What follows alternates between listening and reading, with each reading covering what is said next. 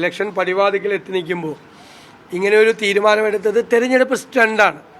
കാരണം Indian union മുസ്ലിം league supreme കോടതിയിൽ കൊടുത്ത കേസിൽ കേന്ദ്ര ഗവൺമെൻറ് മറുപടി പറഞ്ഞത് ഇതിപ്പോൾ ഒന്നും നടപ്പാക്കാൻ ആലോചിക്കുന്നില്ല, അതിനെക്കുറിച്ചുള്ളൊരു ആലോചന ഇല്ലെന്നാണ്. ഇത് അയോധ്യയിൽ രാമനെ പ്രതിഷ്ഠിച്ച് അത് രാഷ്ട്രീയ ലാഭമാക്കി കൊയ്യാൻ വേണ്ടി ശ്രമിച്ചു. അത് കോൺഗ്രസിൻ്റെ നിലപാട് രാജ്യം മുഴുവൻ അംഗീകരിച്ചു. ഇത് ഇവർ മതത്തെയും രാഷ്ട്രീയത്തെയും കുട്ടിക്കലർത്താൻ ശ്രമിക്കുകയാണ് എന്ന ഞങ്ങളുടെ ആരോപണം രാജ്യം ശരിവെച്ചു. അപ്പോൾ അത് വിലപ്പോയില്ല. അപ്പോൾ അടുത്ത ആയുധം എടുത്തിരിക്കുകയാണ്. ഇത് വിഭജനത്തിൻ്റെ രാഷ്ട്രീയമാണ്, വിഭാഗീയതയുടെ രാഷ്ട്രീയമാണ്, ഭിന്നിപ്പിൻ്റെ രാഷ്ട്രീയമാണ്, ആളുകളുടെ മനസ്സിൽ ഭീതി ജനിപ്പിക്കാൻ ഉള്ള രാഷ്ട്രീയമാണ്. ഈ രാഷ്ട്രീയത്തെ കോൺഗ്രസ് അതിശക്തമായി നേരിടും, നിയമപരമായും അല്ലാതെയും നേരിടും. ഒരു കാരണവശാലും രാജ്യത്തെ ഭിന്നിപ്പിക്കാനുള്ള സംഘപരിവാർ ഗവൺമെൻറ്റിൻ്റെ ഒരു നീക്കത്തെയും ഞങ്ങൾ അനുവദിക്കില്ല. കോൺഗ്രസ് അതിശക്തമായി അതിനെ നേരിടുക തന്നെ ചെയ്യും രാജ്യവ്യാപകമായി. അല്ല, അതിൻ്റെ ആവശ്യമൊന്നുമില്ലല്ലോ. CPM ആയിട്ട് യോജിക്കേണ്ട ആവശ്യമൊന്നുമില്ല. രാജ്യവ്യാപകമായി നടത്തുന്ന പ്രക്ഷോഭമാണ്. കോൺഗ്രസ് അതിന് നേതൃത്വം കൊടുക്കും. ദേശവ്യാപകമായി കോൺഗ്രസിനോട് സഹകരിച്ചിട്ടുള്ള ഇന്ത്യ മുന്നണിയിലെ കക്ഷികൾ ഉൾപ്പെടെയുള്ള ആളുകൾ അതുമായി സഹകരിക്കും, തീർച്ചയായിട്ടും സഹകരിക്കും. എല്ലാവരിലും ഉത്കണ്ഠയുണ്ടാക്കിയിട്ടുള്ള ഒന്നാണ്. ഇവരുടെ രാഷ്ട്രീയം ഇതാണ്. ഇവർ നടത്തുന്നത് വിദ്വേഷത്തിൻ്റെ ക്യാമ്പയിനാണ്. ആളുകളെ ഭിന്നിപ്പിച്ചുകൊണ്ട് അവരെ ശത്രുക്കളാക്കി അതിൽ നിന്ന് രാഷ്ട്രീയ മുതലെടുപ്പ് നടത്തി അധികാരം നിലനിർത്താനും അധികാരം പിടിച്ചെടുക്കാനും നടത്തുന്ന ഹീനമായ ഫാസിസ്റ്റ് തന്ത്രമാണ് ഇപ്പോൾ കാണിച്ചിരിക്കുന്നത്. അല്ലെങ്കിൽ ഇതൊക്കെ വളരെ വിശദമായ ചർച്ചകൾക്ക് ശേഷം ചെയ്യേണ്ടതല്ലേ? പാർലമെൻറ്റിൽ ഉൾപ്പെടെയുള്ള വിശദമായ ചർച്ചകൾക്ക് വിധേയമാക്കണ്ടേ? രാജ്യത്ത് എത്രയോ പേരിലാണ് ഉത്കണ്ഠ ഉണ്ടായിരിക്കുന്നത്. ഈ രാജ്യത്ത് നിങ്ങൾ ജീവിക്കണമോ വേണ്ടയോ എന്ന് തീരുമാനിക്കാൻ ഭരണകൂടത്തിന് എൻ്റെ അവകാശമാണുള്ളത്. ഭരണകൂടമാണ് അത് തീരുമാനിക്കുന്നത്. എല്ലാവർക്കും രാജ്യത്ത് ജീവിക്കാനുള്ള അവകാശമുണ്ടല്ലോ. നമുക്ക് നമ്മുടെ പൗരത്വത്തെ ഒരു ഒരു ഒരു ഇത്രയും വിഭാഗീയ ചിന്താഗതിയുള്ളവർ നയിക്കുന്ന ഒരു ഗവൺമെൻറ് നമ്മുടെ പൗരത്വത്തെ തീരുമാനിക്കും എന്ന് പറയുന്നത് രാജ്യത്ത് എത്രമാത്രം ഉത്കണ്ഠയാണ് വിതയ്ക്കുന്നത്. ഇത് നമ്മുടെ രാജ്യമാണോ എന്നൊരു വിഭാഗം ആളുകളിൽ ഭീതി ഉണ്ടാക്കുന്ന തരത്തിലേക്കാണ് ഇതിനെ കൊണ്ടുപോകുന്നത്. അപകടകരമായ നിലയിലേക്കാണ് ഇവരെ കൊണ്ടുപോകുന്നത്. ഇവർ ഉദ്ദേശിക്കുന്നത് ഈ വർഗീയ ധ്രുവീകരണമാണ്.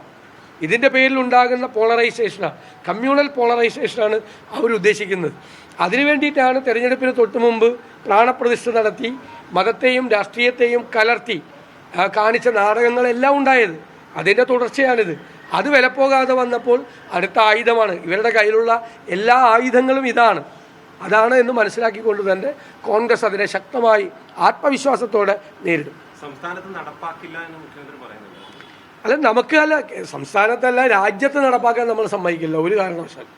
ഈ സംസ്ഥാന രാഷ്ട്രീയത്തിലേക്ക് വന്നാൽ ഈ മതസാമുദായിക സംഘടനകളുടെ ഒരു പൂർണ്ണ പിന്തുണ ഇത്തവണ UDF കിട്ടുമെന്ന് പ്രതീക്ഷിക്കുന്നുണ്ട്. കഴിഞ്ഞ പ്രാവശ്യം വലിയ രീതിയിൽ മതസാമുദായിക സംഘടനകളുടെ ഒരു പിന്തുണ ലഭിച്ചിരുന്നു. ഈ പ്രാവശ്യം എല്ലാ വിഭാഗങ്ങളിലുള്ള മത സാമുദായിക സംഘടനകൾ UDF വലിയ പിന്തുണയാണ് പ്രഖ്യാപിച്ചിട്ടുള്ളത്.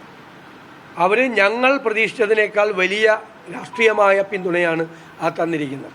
കഴിഞ്ഞ നിയമസഭാ തെരഞ്ഞെടുപ്പിൽ പോലും UDF നിന്ന് അകന്നു നിന്ന വ്യത്യസ്തമായ മതവിഭാഗങ്ങൾ ഈ പ്രാവശ്യം ഈ രണ്ട് ഗവൺമെൻറ്റുകളോടുമുള്ള പ്രതിഷേധത്തിൻ്റെ ഭാഗമായും ഞങ്ങൾ അവരോടുള്ള സമീപനത്തിൻ്റെ ഭാഗമായും വലിയ മാറ്റമാണ് കേരളത്തിൽ ഉണ്ടായിരിക്കുന്നത്. ഞങ്ങൾ എടുത്തിരിക്കുന്ന നിലപാട് ഏത് പ്രധാനപ്പെട്ട മതവിഭാഗങ്ങൾക്കും അവർക്കൊരു പ്രശ്നം വന്നാൽ ആ പ്രശ്നത്തിൽ ഒരു യാഥാർത്ഥ്യമുണ്ട് എങ്കിൽ ഞങ്ങൾ അവരോടൊപ്പം നിൽക്കും.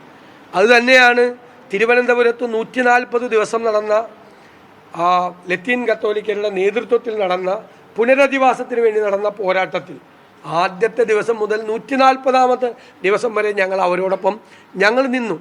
അതുപോലെ തന്നെ ഒരു മതവിഭാഗങ്ങളെ ബാധിക്കുന്ന അവരുടെ ജീവിക്കാനുള്ള അവരുടെ അവകാശത്തെ ചോദ്യം ചെയ്യുന്ന അവർക്ക് സങ്കടങ്ങൾ ഉണ്ടാകുമ്പോൾ, പ്രയാസങ്ങൾ ഉണ്ടാകുമ്പോൾ ആദ്യം ഞങ്ങൾ അവരോടൊപ്പം ഓടിയെത്തും.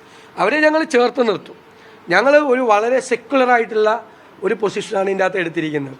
അതുകൊണ്ട് കേരളത്തിലെ കോൺഗ്രസിനും കേരളത്തിലെ UDFനും ഒരാളെയും മാറ്റി നിർത്തേണ്ട ആവശ്യമില്ല. എല്ലാ വിഭാഗങ്ങളിലും പെട്ട മതവിഭാഗങ്ങളെ ഞങ്ങൾ ചേർത്ത് നിർത്തും. ഇപ്പോൾ BJPയുടെ നേതൃത്വത്തിൽ ഹൈന്ദവ വിഭാഗങ്ങളിൽപ്പെട്ട ആളുകളെ അവരുടെ ചേരിയിലാക്കാൻ വേണ്ടി ശ്രമം നടക്കുന്നുണ്ട്. പക്ഷേ കേരളത്തിൽ ഇപ്പോൾ ഉദാഹരണത്തിന് NSS പോലുള്ള സംഘടനകൾ ശബരിമല പോലുള്ള വലിയ പ്രശ്നങ്ങൾ ഉണ്ടായിട്ട് പോലും BJPയുടെ കെണിയിൽ വീഴാതെ അവർ മാറിയെന്നു. പല ഹൈന്ദവ സംഘടനകളെയും രാജ്യവ്യാപകമായി BJPയുടെ വരുതിയിൽ നിർത്താൻ ശ്രമിച്ചപ്പോൾ കേരളത്തിലെ NSSന്റെ ജനറൽ സെക്രട്ടറിയും അതിനെ ശക്തിയായി പ്രതിരോധിച്ചു. BJPയുടെ കീഴിലാകാതിരിക്കാൻ അവർ പ്രത്യേകമായി ശ്രദ്ധിച്ചു. അവരുടെ ഐഡൻറ്റിറ്റി അവർ നന്നായിട്ട് കീപ്പ് ചെയ്തു. അതാണ് അവരവരുടെ ഐഡൻറ്റിറ്റി കീപ്പ് ചെയ്ത് അവർ നന്നായി നിൽക്കട്ടെ. എല്ലാവർക്കും അവരവരുടേതായ അസ്തിത്വങ്ങളും അവരുടെ നിലപാടുകളുമുണ്ട്. ആ നിലപാടുകൾ ഉറച്ചു നിന്നുകൊണ്ട് തന്നെ ഉറച്ച മതേതര നിലപാടെടുത്തുകൊണ്ട് ഞങ്ങൾക്ക് എല്ലാവരുമായിട്ടുള്ള ബന്ധം കൊണ്ടുപോകാൻ പറ്റും. ഈ പ്രാവശ്യത്തെ UDF വിജയത്തിൻ്റെ തിളക്കം കൂട്ടുന്നത് അത് തന്നെയായിരിക്കും. എല്ലാ മതവിഭാഗങ്ങളുടെയും എല്ലാ ജനവിഭാഗങ്ങളുടെയും വലിയ പിന്തുണയാണ് ഈ പ്രാവശ്യം UDFന് കിട്ടിയിരിക്കുന്നത്. CAA പോലുള്ള നിയമം നടപ്പാക്കുമ്പോൾ ഇക്കാലം അത്രയും NDA മുന്നണിക്ക് രാജ്യസഭയിൽ ഭൂരിപക്ഷമില്ലായിരുന്നു. ഇനി 3 സീറ്റിന്റെ കുറവ് മാത്രമാണുള്ളത്. ആ ഘട്ടത്തിൽ രാജ്യസഭയിൽ 2 വർഷം കാലാവധിയുള്ള ഇതൊക്കെ വെറുതെ അസംബന്ധമാണ് ഈ ചോദ്യം. ഈ രാജ്യത്ത് ഇപ്പോൾ ഞങ്ങൾ മത്സരിക്കുന്നത് മോഡി ഗവൺമെന്റിനെ അധികാരത്തിൽ നിന്ന് താഴെ ഇറക്കി. അവിടെ ലോകസഭയിൽ ഭൂരിപക്ഷം കിട്ടി കോൺഗ്രസിന്റെ നേതൃത്വത്തിൽ ഇന്ത്യ മുന്നണി ഭരിക്കാൻ വേണ്ടിയിട്ടാണ്. ലോകസഭയിൽ പരമാവധി സീറ്റുകൾ വർദ്ധിപ്പിക്കുകയാണ്. ആ പരമാവധി സീറ്റുകൾ വർദ്ധിപ്പിക്കാൻ ചിലപ്പോൾ രാജ്യസഭാംഗത്തിനെ ഞങ്ങൾ നിർത്തും, ചിലപ്പോൾ നിയമസഭാംഗത്തിനെ നിർത്തും. അതെല്ലാം നിർത്തി ഞങ്ങൾ ആ സീറ്റ് പിടിച്ച് ഭൂരിപക്ഷം ഉണ്ടാക്കാൻ നോക്കും. കേരളത്തിൽ CPM മത്സരിക്കുന്നത് പ്രതിപക്ഷത്തിരിക്കാൻ വേണ്ടിയിട്ടാണ്. ഞങ്ങൾ മത്സരിക്കുന്നത് BJPയെ താഴെ ഇറക്കി അധികാരത്തിലിരിക്കാൻ വേണ്ടിയിട്ടാണ്. അതാണ് വ്യത്യാസം. ഈ തെരഞ്ഞെടുപ്പ് സമയത്ത് തെരഞ്ഞെടുപ്പ് പ്രചരണത്തിലേക്ക് എല്ലാവരും പോവാണ്. അതിനിടയ്ക്ക് ഒരു പ്രക്ഷോഭം അങ്ങനെയുള്ള കാര്യങ്ങളിലേക്കൊക്കെ ഇനി ഞങ്ങളത് നോക്കും. അതെല്ലാം പരിശോധിച്ച് നോക്കും. തെരഞ്ഞെടുപ്പിന്റെ ഷെഡ്യൂളെല്ലാം അറിയട്ടെ. അതനുസരിച്ച് ദേശീയ തലത്തിൽ പാർട്ടി ഉചിതമായ തീരുമാനം ഇക്കാര്യത്തിലെടുക്കും. ഈ കോട്ടയത്താണെങ്കിൽ ഇപ്പോൾ കേരള കോൺഗ്രസിന്റെ പോരാട്ടമാണ്. നേരത്തെ സംഘത്തിൽ പറഞ്ഞു പലർക്കുള്ള മറുപടി ആയിരിക്കണം തെരഞ്ഞെടുപ്പ് പോരാട്ടം. പക്ഷേ NDAയുടെ സ്ഥാനാർത്ഥി ഇതുവരെയും വന്നിട്ടില്ല. അതിനെന്തെങ്കിലും ഒരു ശരികേട് കാണുന്നുണ്ട്? അല്ല, അവരവരുടെ സ്ഥാനാർത്ഥിയെ നിർത്തിക്കോട്ടെ. അവർ പരമാവധി സ്ഥലത്ത് BJPക്ക് സ്പേസ് ഉണ്ടാക്കാൻ നോക്കുന്നതാണ് കേരളത്തിലെ CPM. BJPയുടെ ഭയത്തിലാണ് പിണറായി വിജയനും കേരളത്തിലെ മുഖ്യമന്ത്രി അദ്ദേഹത്തിൻ്റെ കുടുംബവും ജീവിക്കുന്നത്. അവർ വരട്ടി നിർത്തിയിരിക്കുകയാണ്. ഡെമോക്ലീസിൻ്റെ വാള് പോലെ അവരുടെ തലയിൽ അന്വേഷണത്തിൻ്റെ ഭീതിയാണ് നിൽക്കുന്നത്. അതുകൊണ്ടാണ് പേടിപ്പിച്ച് കേരളത്തിൽ ഇപ്പോൾ BJPക്ക് സ്പേസ് ഉണ്ടാക്കി കൊടുക്കാറ്. LDF കൺവീനറെ കൊണ്ട് പറയിപ്പിച്ചു. BJP ഒരുപാട് സ്ഥലത്ത് 2ാം സ്ഥാനത്ത് വരും എന്നൊക്കെ പറയിപ്പിച്ചിരിക്കുന്നത് പ്രോ BJP ആണ്. LDF കൺവീനർ തന്നെ പറയുകയാണ് BJPയും LDFും തമ്മിലാണ് മത്സരം. തമാശയാണല്ലോ. BJPയും LDFും തമ്മിലാണ് കേരളത്തിൽ മത്സരം എന്ന് പറയുന്ന രീതിയിലേക്ക് പോയിരിക്കുക. അതായത് ഇല്ലാത്ത സ്പേസ് കേരളത്തിൽ അപ്രസക്തമാണ് BJP. അറിയാമല്ലോ, 2 മുന്നണികളും തമ്മിൽ രാഷ്ട്രീയമായി ഏറ്റുമുട്ടുമ്പോൾ യഥാർത്ഥത്തിൽ BJP അപ്രസക്തമാവുകയാണ്. ആ BJPക്ക് ഇല്ലാത്ത സ്പേസ് ഉണ്ടാക്കി കൊടുക്കുന്ന ജോലിയാണ് പിണറായി വിജയനും കൂട്ടരും കൂടി സ്വീകരിച്ചിരിക്കുന്നത്. അവരെ പേടിച്ചിട്ടാണ്.